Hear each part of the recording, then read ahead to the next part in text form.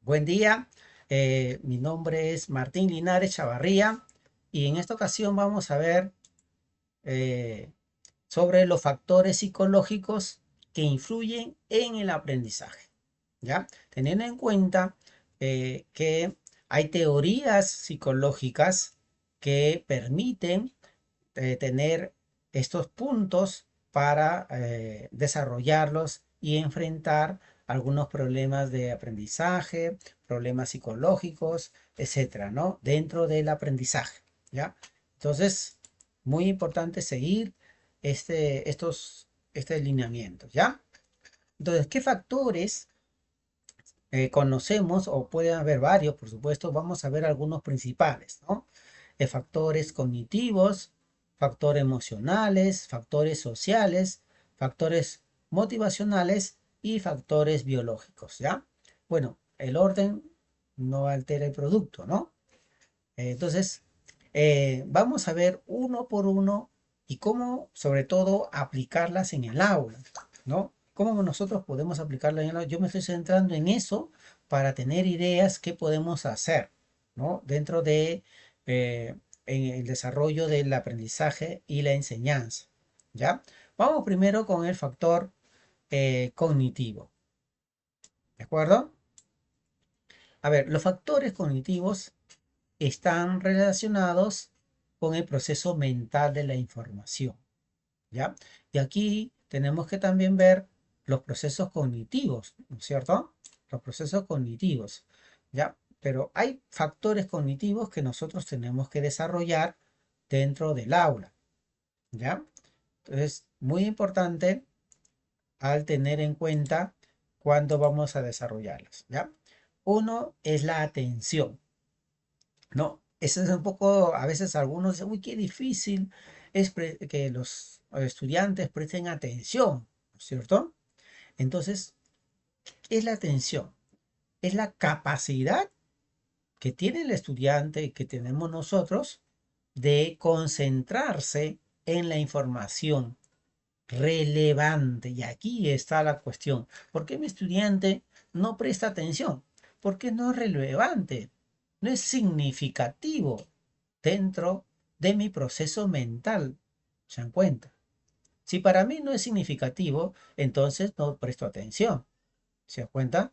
Entonces la distracción dificulta el aprendizaje. Hay muchos distractores dentro de el aula de repente, ¿no? Por ejemplo, eh, en un aula ponen un montón de papelógrafos, toda la vuelta del salón, papelógrafo, papelógrafo, papelógrafos.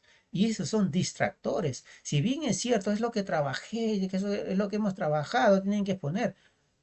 Sí, se expone y se quita, porque esos son distractores, ¿no? Entonces el aula tiene que estar limpia, no puede estar llena de papelógrafos. Si yo mis estudiantes van a exponer, lo ponen muy bien, ya terminó la exposición, se saca. Porque va a venir otro profesor y tiene eso ahí, ya le distrajo, ¿se dan cuenta? Entonces hay diferentes distractores para que el estudiante preste atención, ¿no? Entonces, si yo quiero que mi estudiante se concentre, tiene que haber una información relevante, significativa, ¿no? Entonces ahí es cuando el estudiante presta atención. La memoria. Muchos dicen, ya no se trabaja la memoria. Sí, tiene que trabajar la memoria, ¿no? No es el centro la memoria. Ya no es el centro la memoria. ¿No? ¿Por qué? Porque la memoria permite almacenar la información. Y cuando se almacena, se recupera. ¿No? Ya sea a corto o largo plazo. Entonces tenemos que trabajar no centrado en la memoria, por supuesto, ¿no? Porque acuérdense, como decía Auswell, la memoria sin comprensión no vale de nada, ¿no? ¿De qué vale de que utilicemos la memoria, memoria, memoria y no comprendieron nada? Entonces, yo cuántas cosas hemos tenido y hemos grabado de memoria, pero ni sé para qué servir y no puedo aplicarlas. ¿Se dan cuenta? Entonces, los procesos cognitivos conlleva la memoria, tenemos que trabajar la memoria, pero comprensiva, como decía Auswell, ¿no? La percepción. La percepción es como interpretamos, ¿no? La información que recibimos, ¿no? ¿Cómo lo veo yo? ¿No? Como hace está en la imagen, ¿no? ¿Cómo estoy viendo? Puedo ver todo el conjunto de la imagen, pero si yo quiero ver un punto, voy analizando. Ah, yo quiero ver este punto determinado. Quiero asimilar el conocimiento y eso va a influenciar en mí porque ese es el punto que yo quiero, ¿no? Porque cómo lo interpreto esa información, ¿se dan cuenta? Entonces, eso es muy importante. Tú dices algo, por ejemplo, ¿no? Tú estás explicando todo, pero ¿cómo lo está percibiendo el estudiante? Para eso tienes que hacer las preguntas, ¿no? Tienes que preguntar, ¿se dan cuenta? ¿Cómo vamos ahí? ¿Se entendió de esta manera? ¿Se dan cuenta? Entonces, que los estudiantes también estén abiertos a preguntar, ¿no? Porque no sabemos cómo ha percibido el estudiante la información que ha retenido. Ah, es que yo pensaba que era así, dicen los estudiantes, ¿no? Entonces, es muy importante saber cómo perciben los estudiantes. El otro factor es el razonamiento y la resolución de problemas, ¿no? La habilidad para analizar en la información. Yo tengo que enseñarle a analizar la información, no solamente dándole la información. En la sesión de aprendizaje hay un momento nosotros, ¿no? Le damos la información, pero si no lo analiza la información, de nada vale. Tengo que hacer que lea la información. Tengo que hacer que saque las ideas principales, las ideas secundarias. ¿Se dan cuenta? La análisis significa vaya desglosando el todo, ¿no? En partes. ¿No? Tiene que generar ideas para solucionar el problema determinado y tomar decisiones. ¿Se dan cuenta? Como el estudiante, cuando le dejas una tarea, ¿cierto? Va analizando la información que le diste, los criterios de evaluación, ¿no? Tiene que analizar esa información, los criterios de evaluación, ¿no? ¿Para qué? Para que él genere soluciones de acuerdo a esos criterios de evaluación y tomar decisiones. ¿Se dan cuenta? Ah, yo voy a hacer esta tarea así, de esta manera. ¿Por qué? Porque primero he analizado la tarea, he generado soluciones y tomo la decisión de hacer esto. ¿Se dan cuenta? Miren ese factor cognitivo importante, cómo perciben los estudiantes cuando tú les das una tarea, ¿no? Ahora, ¿cómo aplico yo este factor en el aula? ¿No? Entonces tengo que utilizar estrategias de atención, ¿no? Que mantenga la atención en los estudiantes, como preguntas desafiantes, cambios en la metodología. No puedo hacer siempre lo mismo, no. Tengo que cambiar, ¿no? Que diga el estudiante, uy, ahora con qué vendrá el profesor, ¿no? Bueno, tengo que ir cambiando mi metodología, ¿no? Porque eso obviamente aburre a cualquiera, ¿no? Eh, dar ejemplos visuales, ¿no? Ahí con tu papelógrafo, si no tienes proyector, o si tienes proyector, ¿no es cierto? Con la pizarra digital, etcétera, ¿no? Ejemplos visuales, llévate una imagen, ¿no? O audios, tienes tu celular, ponle ahí el audio en tu celular, ¿no es cierto? ¿Se dan cuenta? Hay medios que nosotros podemos ver, tu radio, etcétera, ¿no? Entonces, ¿para qué? Para que puedan mejorar la percepción del contenido. Acuérdate que hay diferentes inteligencias, ¿no? En el aula. Entonces, si yo soy visual, me gustaría ver algo visual, ¿no? No solamente hablar, hablar. ¿Se dan cuenta? Si es auditivo, entonces un audio. ¿Se dan cuenta? Entonces, diferentes formas de poder aplicarlas, ¿no? Mapas conceptuales, los organizadores visuales, tengo que yo ir organizando, ¿no? Tengo que ir haciendo, hagamos mapas conceptuales, organizadores, resúmenes que faciliten la retención, ¿no? La memoria, acuérdense, ¿no? La retención gracias a esos resúmenes. ¿Se dan cuenta?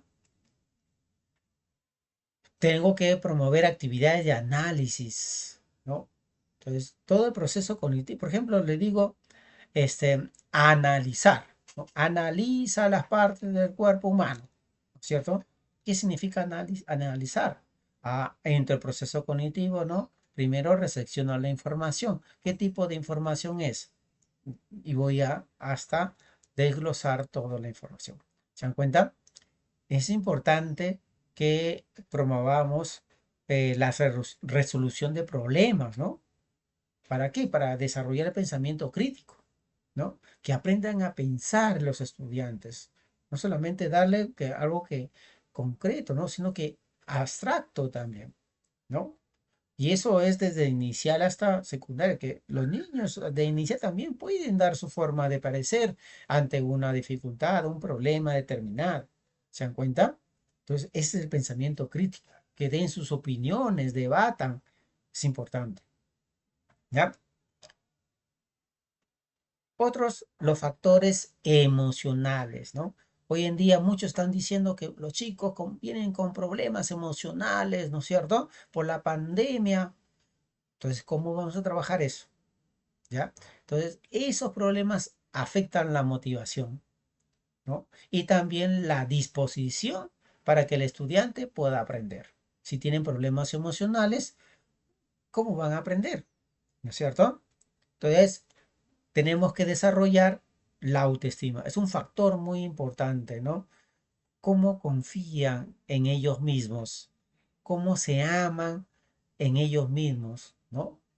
Esto influye en la confianza para enfrentar desafíos, ¿no? La autoestima es cómo se ven a sí mismos. Yo tengo que enseñarle al estudiante a que se vea a sí mismo y no reforzar a bajarle la autoestima. ¿Se dan cuenta? Entonces, es muy importante es la autoestima. ¿Cómo me amo yo mismo? ¿Se dan cuenta? El amor propio que debo tener para enfrentar los nuevos desafíos, ¿no? Y aquí obviamente esto elimina todos los niños de cristal, ¿no es cierto? Los niños de cristal, autoestima baja. La ansiedad y el estrés. ¿Cuántos profesores están con estrés, con ansiedad? Porque no aman su carrera, pues, no aman su carrera, ¿no? Y si lo aman, se olvidaron de amarlo, ¿no? Algún momento te amaste de tu carrera, ¿no? ¿Por qué? Porque se ha bloqueado ese amor a tu carrera, ¿no? Es igual en el aprendizaje. Se bloquea el aprendizaje y solamente se han reducido a la concentración, ¿no? Entonces, cuando se bloquea, uy, no saben qué hacer, ¿no? Entonces ahí entra la ansiedad, ahí entra el estrés y ese bloqueo es difícil de salir, ¿no es cierto? Entonces tenemos que romper ese bloqueo que está teniendo el aprendizaje, ¿no? Entonces, muy importante que la ansiedad tenemos que trabajar, ¿no? La motivación, ¿no? Es otro factor emocional que ayuda al aprendizaje de los estudiantes, ¿no? Hay una motivación intrínseca, ¿no? O sea, por mí mismo yo quiero aprender, ¿no? Esa es la motivación intrínseca, ¿no? ¿Cuál es la motivación intrínseca que tienen los estudiantes? Y también cuál es la motivación extrínseca, ¿no? Ah, ya, yo quiero sacarme buena nota. No, esa es una motivación extrínseca para el aprendizaje. Entonces, es muy importante tener en cuenta cuando hagamos nuestras sesiones de clase esa motivación intrínseca y extrínseca, ¿no? Y también tener en cuenta la seguridad emocional, porque los estudiantes no quieren hablar en clase, ¿no? Porque no se sienten en un ambiente seguro, ¿no? Ay, ¿qué dirá el profesor? ¿Qué dirán mis compañeros? ¿No? Entonces, no están libres, ¿no? Hay un miedo que favorece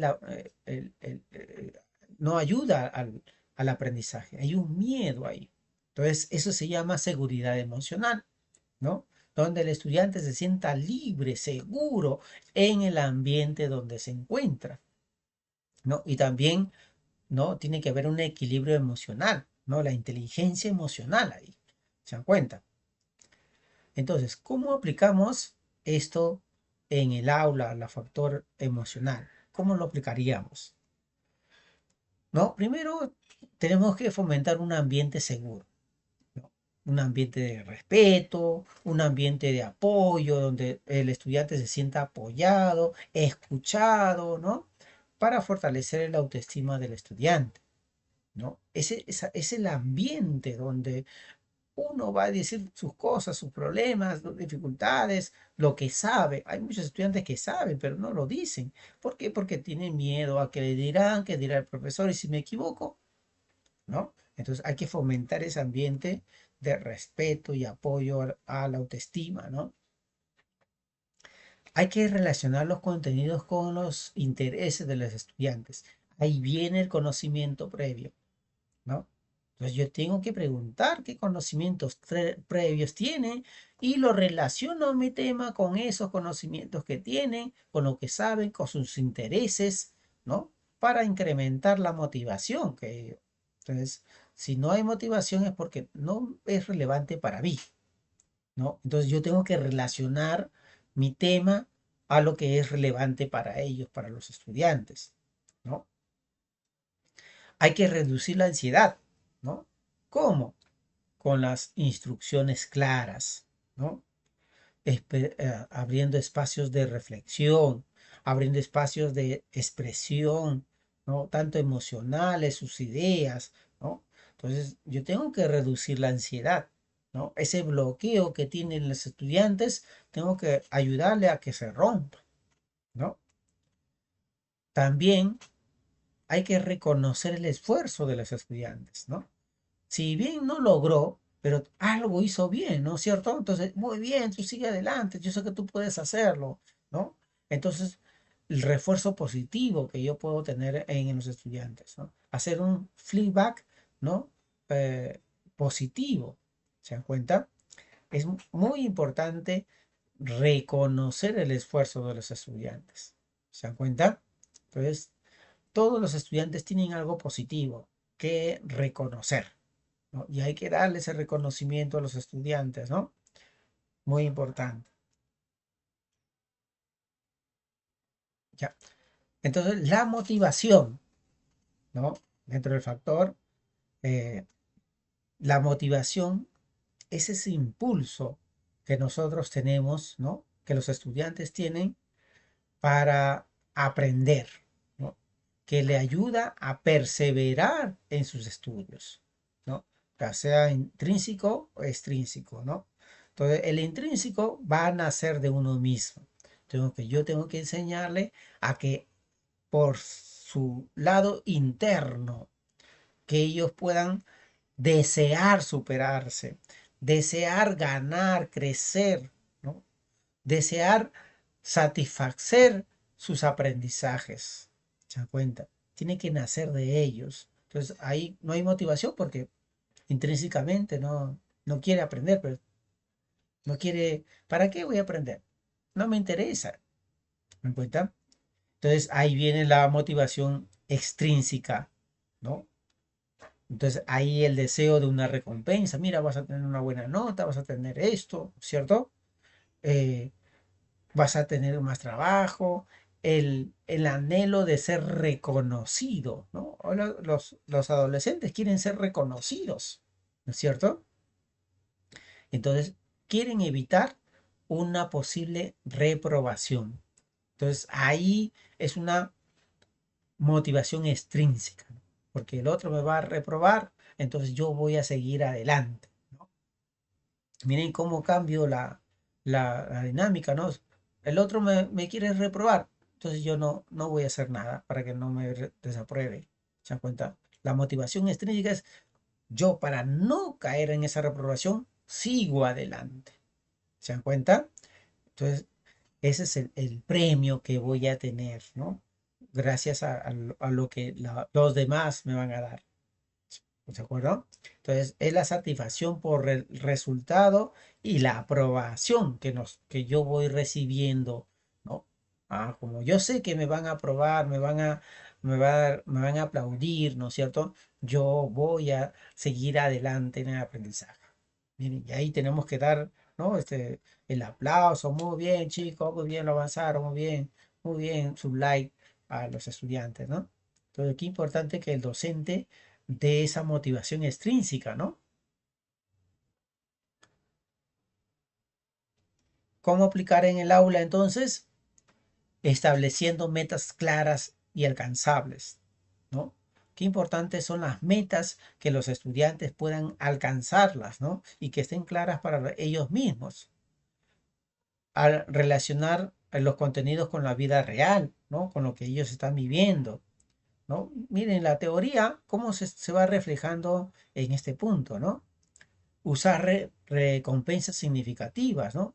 Elogios, reconocimiento en clase, su like, ¿no? Sus aplausos, ¿no? Una recompensa significativa, para su sticker, etcétera, ¿no? Va a utilizar el aprendizaje basado en proyectos, ¿no? Que es muy importante que ellos mismos se motiven para poder hacer proyectos, ¿no? Y la gamificación, los juegos en el aula, ¿no? Ahora, el juego tiene que tener un, un significado pedagógico, no porque por jugar nomás para hacer oro, qué bonito es, no. La gamificación tiene un significado pedagógico, ¿no? Me lleva al aprendizaje. ¿Se dan cuenta? Si no me lleva al aprendizaje el juego, es pérdida de tiempo. Otro punto también es la inteligencia emocional. ¿Qué significa esto? Es la gestión de las emociones, ¿no? Yo tengo mis emociones y la gestiono esas emociones, ¿no? Y lo voy a gestionar en este contexto educativo, ¿no? Las emociones que yo tengo para poder seguir el éxito académico, ¿no? Para la interacción social que tengo con mis compañeros, para solucionar problemas cuando tengan con mis compañeros, ¿no? Para adaptarme a la situación de un colegio, a la situación de un docente. ¿Se dan cuenta?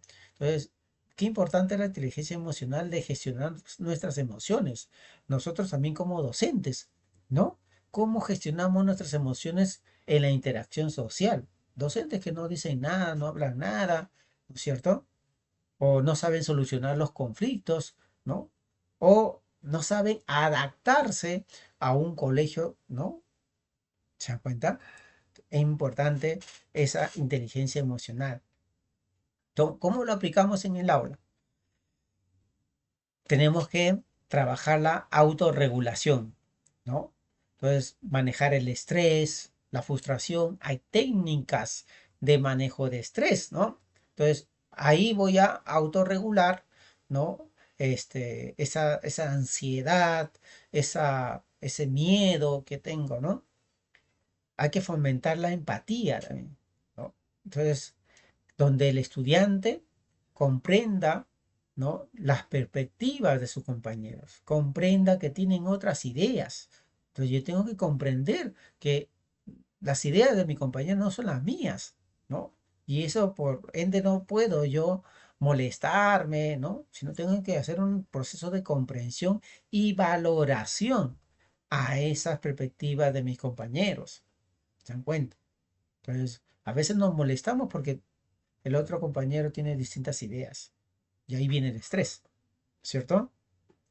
Entonces hay que crear un clima emocional seguro en el aula. Qué importante es hacer que podamos relacionarnos, ¿no? Emocionalmente y yo me sienta seguro en eso, ¿no? Usar diarios emocionales o, ¿no? Un diario emocional donde puedas escribir ahí todas tus emociones o hacer un círculo de diálogo donde podamos solucionar los problemas, etcétera, ¿no? Otro punto socioemocional, ¿no? Es el autocontrol, ¿no? El autocontrol. Tenemos que ayudar con los niños, ¿no? Se arrebatan uno con otro, ¿no es cierto? ¿Cómo se arrebatan? Entonces, porque no están regulando sus impulsos, sus comportamientos, ¿no? Tenemos que ayudarla a que regule esos impulsos, ¿no? Entonces, no me sale la tarea, ¿no? Y bota todo, porque no está regulando sus impulsos, ¿no? Entonces, es crucial para el hábito de estudio, ¿no? Yo por sí mismo tengo que aprender a estudiar. No tengo que mi mamá me tenga que decir, estudia, que mi profesor me dice, haga la tarea. No, yo por mí mismo o no, con autocontrol, voy a desarrollar mi tarea. ¿Se da cuenta? Entonces, ¿cómo podemos aplicarlos en el aula?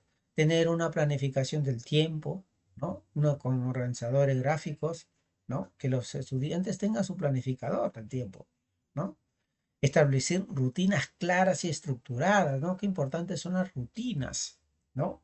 En el aula, una rutina diaria donde todos saben qué es lo que tienen que hacer, ¿no? Eh, Mira, la técnica de concentración, ¿no? 5 minutos de estudio y 5 minutos de descanso, ¿no? Una técnica de concentración, ¿no? El uso de listas de tareas priorizadas, ¿no? Entonces, podemos tener una lista en la cual voy a priorizar las tareas que tengo que hacer. ¿Se dan cuenta? Miren, diferentes formas de regular esos impulsos y comportamientos en el momento del aprendizaje, ¿no? Y bueno, la autoestima, ¿no? La autoestima es el valor que nosotros tenemos sobre nuestro rendimiento académico, ¿no? Entonces va a fomentar la confianza y la disposición en los desafíos académicos, ¿no? Entonces, cuando no hay autoestima, el estudiante va a tener inseguridad y por ende bajo desempeño escolar, ¿no? ¿Cómo lo fomentamos la autoestima? Etiquetas negativas y reforzar, ¿no? Hay que evitar las etiquetas negativas, ¿no? Ah, tú no puedes, siempre te enseño lo mismo, ¿se dan cuenta? Entonces, hay que reforzar los logros individuales de cada uno de los estudiantes, ¿no? Hay que fomentar un ambiente de respeto, ¿no? ¿Por qué le falta el respeto a un profesor? Porque no está respetando, ¿no? Entonces tiene que haber un ambiente de respeto y apoyo entre compañeros, entre docentes, etcétera, ¿no? Hay que brindar oportunidades para que los estudiantes participen, ¿no? Y y se sientan valorados, ¿no? Qué importante. Siempre participan los de siempre, ¿no? Es que todos participen, todos tengan la oportunidad de participación. Ahí está la inclusión, ¿no? Entonces podemos descubrir talentos dentro de nuestras aulas, ¿no? Entonces eso lo podemos realizar. Otro punto es la autodisciplina, ¿no? Entonces, donde el estudiante, ¿no? Por sí mismo se pone metas determinadas, ¿no? Y puedan lograr esas capacidades entonces, en objetivos académicos. Entonces, muy importante, ¿no? Entonces hay que establecer rutinas claras, ¿no? Horarios, procedimientos, eso es lo que deben tener los estudiantes, técnica de gestión de tiempo, ¿no? Entonces hay un planificador, ¿no? Priorización de tareas. Entonces, por ejemplo, podemos proporcionar a los estudiantes una agenda semanal donde puedan anotar sus tareas y fecha límite, ¿no? Hay varios colegios que tienen agendas, pero solamente está la firma del papá nada más, ¿no? Y eso todavía. Entonces, ellos tienen que aprender a apuntar en la agenda, ¿no? Y hay que revisarlo, esos apuntes, ¿no? Para que vayan teniendo una autodisciplina en el colegio, ¿no? Vamos a otro factor que es el factor social, ¿no? El entorno y las relaciones interpersonales influyen en ese proceso de aprendizaje, ¿no? La familia, ¿no? La familia influye bastante en el aprendizaje de los estudiantes, ¿no? Entonces, se necesita el apoyo familiar. Entonces, lamentablemente se cita a los padres de familia y no aparecen. Entonces, no están los padres. Están presentes pero ausentes, ¿no? Lamentablemente, eso es lo que está pasando, ¿no? Y es un factor muy importante la familia, ¿no? Entonces los chicos están tristes porque su familia tiene problemas, no hay apoyo ahí, ¿no?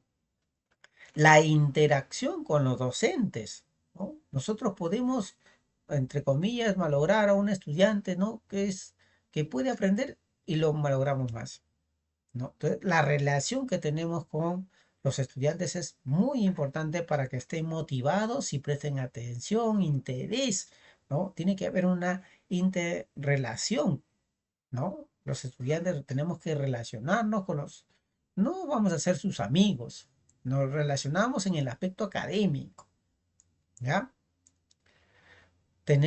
los estudiantes tienen que haber una relación entre ellos mismos, ¿no? La relación con compañeros. Entonces, para eso tiene que haber una comprensión, desarrollar habilidades sociales, ¿no? Hay estudiantes que no trabajan juntos, ¿no? Entonces, ahí tiene que haber, si quieren un aprendizaje, tiene que haber una buena relación con los compañeros, ¿no? Y por supuesto la cultura escolar, ¿no? ¿Cómo es el ambiente escolar? ¿Cómo es la cultura escolar de tu colegio? ¿No? Donde tiene que favorecerse el respeto, ¿no? El trabajo colaborativo, el desarrollo académico, ¿se dan cuenta? Entonces, hay colegios que ponen su propia cultura escolar, ¿no? Uno de repente academicista, otro los valores, etcétera, ¿no? Hay una cultura escolar dentro de tu colegio, ¿no? Y en el Perú, la cultura escolar, ¿no? O sea, del mínimo esfuerzo, ¿no? Entonces, muy importante desarrollar y conocer cómo es la cultura escolar para cambiarla, ¿no? ¿Cómo aplicarla en el aula? Una comunicación efectiva. Hay que fomentar la comunicación efectiva, ¿no? Con los estudiantes para generar confianza y cercanía, ¿no? Entonces, eso es importante. Implementar estrategias de aprendizaje colaborativo, ¿no? Debates, trabajos en equipo, promover la empatía, el respeto, la convivencia escolar, ¿no? Mantener siempre una comunicación con la familia, ¿no? E involucrarlas en el aprendizaje de los estudiantes, ¿no? Ahora hay varias formas, ¿no? Celular, WhatsApp, reuniones presenciales, etcétera, ¿no? El problema es que a veces no vienen ni escuchan nada, ¿no? Pero nosotros tenemos que hacer todo lo posible para involucrar a las familias en el proceso de aprendizaje de sus hijos, ¿no? Entonces, en ese factor social está la resiliencia, ¿no? Es muy importante, que es cómo enfrentar la adversidad, ¿no? Entonces, un estudiante le dice, ay, tú y ya se bajó, ¿no? ¿Se dan cuenta? La resiliencia, yo enfrento la adversidad. Yo no puedo, profesor, voy a intentar de nuevo. Esa es resiliencia, ¿no? Entonces, los resilientes son capaces de superar los fracasos o dificultades que uno tiene. No puedo quedarme en el fracaso, ¿cierto? Tiene C en el primero, C en el segundo, ya no está trabajando la resiliencia. ¿Cómo va a enfrentar las dificultades, no? Entonces, ¿cómo podemos aplicarlas en el aula? ¿No? Enseñar que los errores son oportunidades de aprendizaje, no que está hundido. Yo no sé nada, no puedo. Es una oportunidad de aprendizaje eso, ¿no? Hay que fomentar el pensamiento positivo. No, no puedo, profesor. Vamos, tú puedes, ¿no? Que aprendan a manejar el estrés, ¿no? Compartir historias de personajes que han superado, que han salido adelante, ¿no? Hay muchos personajes en el Perú, ¿no? Y brindar apoyo emocional en los momentos de dificultad, mandarlos al psicólogo, ¿no? Nosotros mismos podemos apoyarlo emocionalmente, etcétera, ¿no?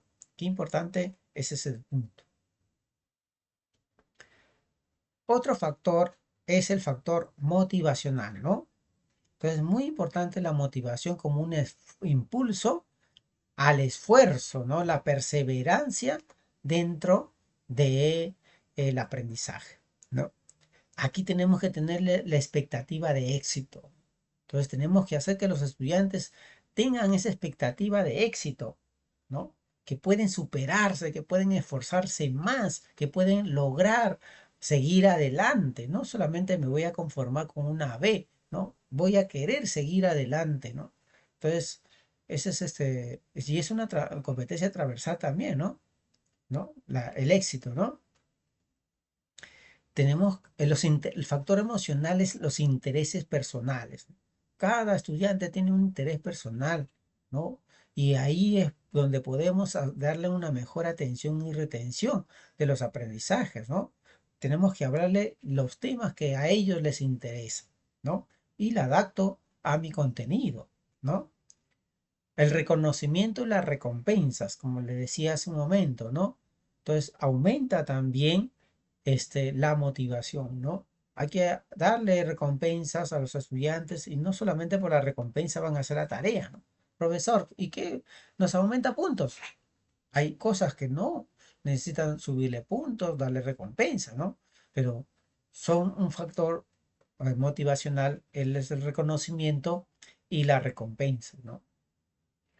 ¿Cómo aplicar los factores motivacionales en el aula? ¿No? Como decía hace un momento, las, partir de las situaciones reales, ¿no? Partir de las situaciones reales, ¿no? Los contenidos tienen que abocarse a las situaciones reales, ¿no? Aplicar la situación significativa. Fomentar la autonomía en los estudiantes, ¿no? Para que exploren temas de interés, ¿no? Temas de interés.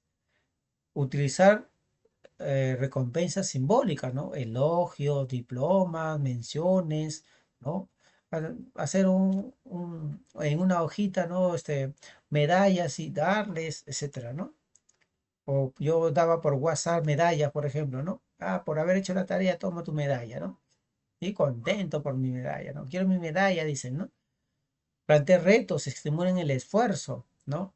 La creatividad de los estudiantes, ¿ya? Otro punto es la autoeficacia, ¿no? No solamente es entregar por entregar el trabajo, sino es la capacidad de ejecutar acciones necesarias y alcanzar las metas específicas, ¿no? ¿Se dan cuenta?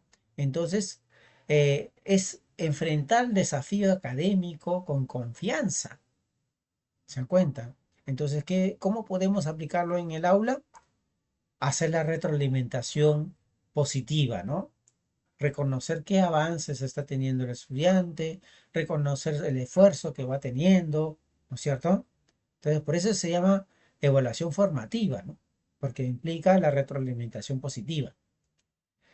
Establecer metas alcanzables, ¿no? Entonces, hay tareas muy complejas, ¿no es cierto?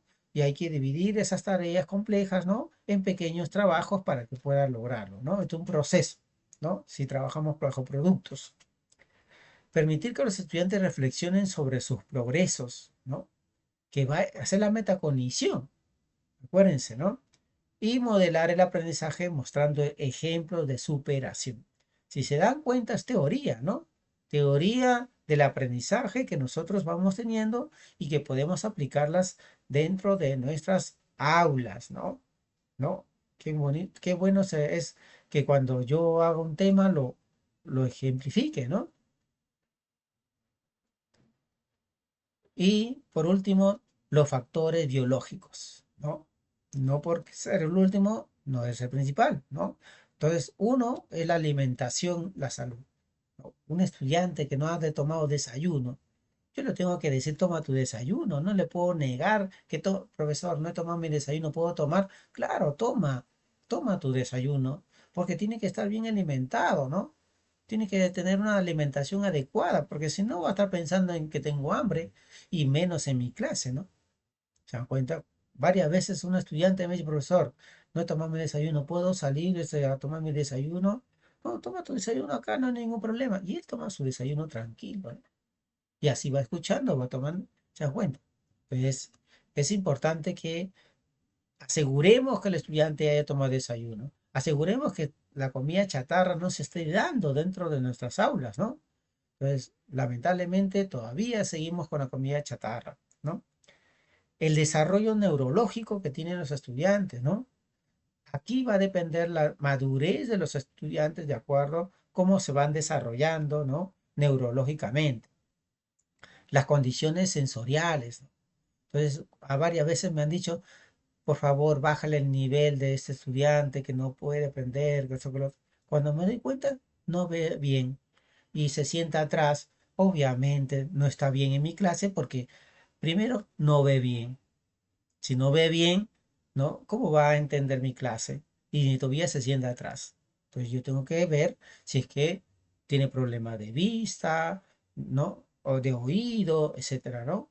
Qué importantes esos factores sensoriales para ver si afecta la comprensión o no, ¿no? Yo tuve en casa así, que me quedé baja en el nivel, que esto, que el otro, y me di cuenta que el problema era la visión, ¿no? Entonces, muy importante conocer esas condiciones sensoriales de los estudiantes, ¿no? ¿Cómo lo aplicamos? Promover hábitos saludables, ¿no? Si tú te vas al tacho de basura, ahí vas a ver qué cosas están comiendo los estudiantes. Hay chisito, gaseosa, un montón de cosas. Entonces tenemos que promover una buena alimentación y el descanso adecuado, ¿no? Tantos chicos están ahí chateando, se quedan hasta las 2 de la mañana jugando, ¿no? En- entonces, han descansado adecuadamente, ¿no? Ahí es el trabajo con la familia, ¿verdad? También identificar las dificultades sensoriales. ¿Qué problema de vista tiene? Problema de oído, ¿no? ¿Se dan cuenta? Problemas sensoriales que no permiten ayudar al aprendizaje, ¿no?